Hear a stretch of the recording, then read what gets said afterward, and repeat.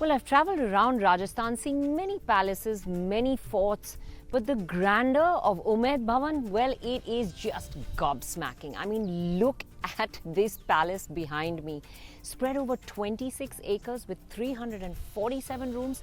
This is the Maharaja of palaces. It took 15 years to build and it is still the residence of the royal family even today here in Jodhpur. The good news here is that you can live here too. And if you think that's all that's in this fairy tale, then think again. Leave a day in your schedule to just explore this fabulous palace. The central atrium of this hotel is an exquisite work of art in itself. And experiences like the peacocks that eat out of your hands, or a tour around the palace where you can visit the rooms where the likes of Barack Obama, Mick Jagger and more recently Priyanka Chopra have stayed, give you memories of a lifetime to take home.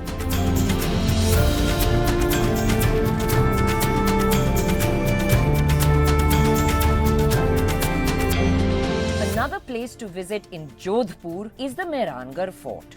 To get there from Umaid Bhawan, I had to jostle with cyclists and squeeze the queue through some narrow spaces to arrive at the palace gates.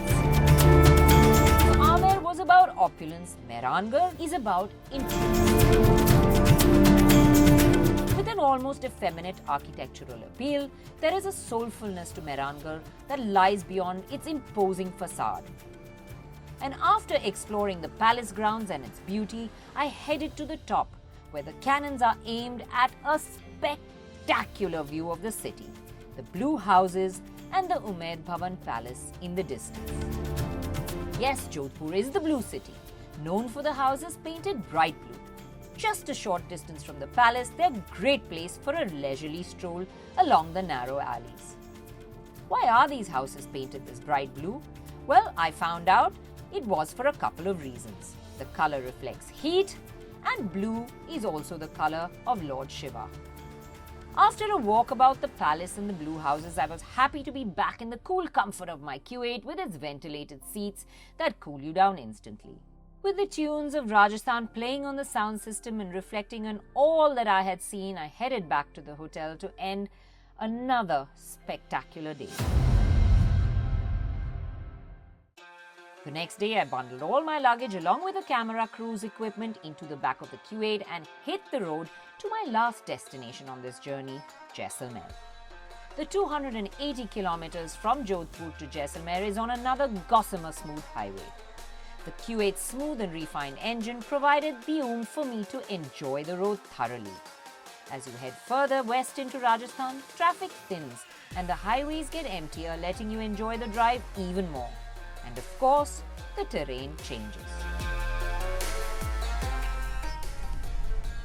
NH 125 that goes between Jodhpur and Jaisalmer is just a fabulous stretch of highway. It's single lane, but oh my god, this surface is just like glass. You can waft along comfortably, and I'm just going to set this in cruise control so I can enjoy the view and talk to you and tell you a little bit more about this stretch of highway in this region as you get into this region. And if you look ahead of me, you will see the sand dunes. Now, as we get into this western part of Rajasthan, you can see the sides of the road get sandier because we really are coming into the desert, and that's what Jaisalmer is really popular for, the dunes, the camel safaris. But on this road as well, some interesting sights to see, possibly Pokhran, which is the location where India tested its nuclear bomb. So that's just before Jaisalmer and you can go in. But lots to do in this western region of Rajasthan, and of course, great roads to drive on.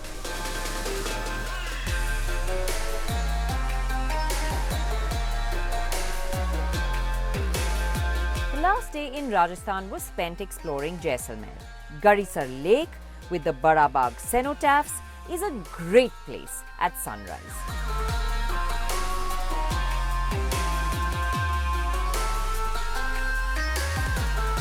And Jaisalmer Fort is another stunner.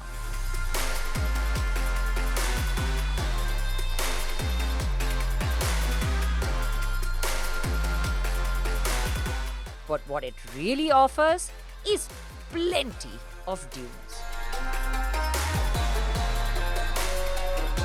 The landscape had changed drastically. Sand embankments lined the roads. Windmills slowly churned as I drove through the narrow, dusty roads. Women clad in bright-colored clothing carried loads of wood on their head and walked along as camels sat waiting beside the road for tourists to come and take a ride.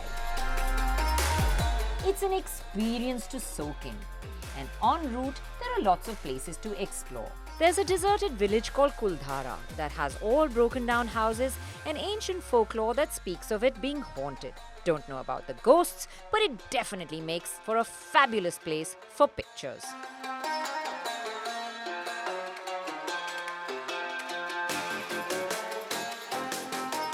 So, short drive from Jaisalmer, there's Sam Dunes. This place is the Rajasthan that I imagine.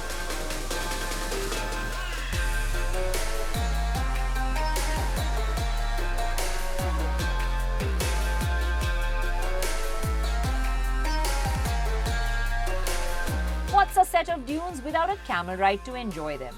Or better still, when you're like me, kicking up the dust as the sun sets on what can only be described as a superlative journey.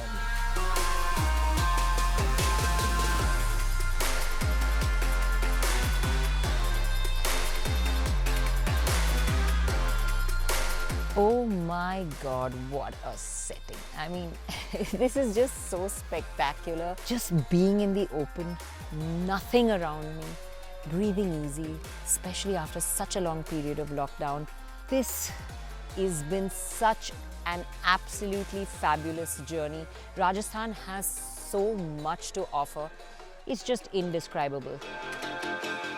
To end our day, the team at Desert Glamping had it all laid out for us. The full desert experience.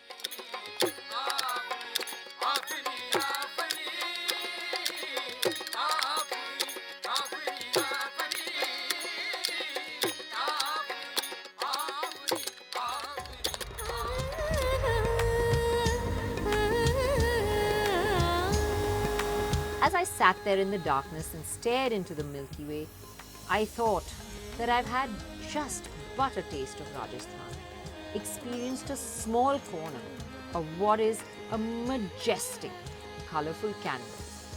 For sure, there is more to be explored.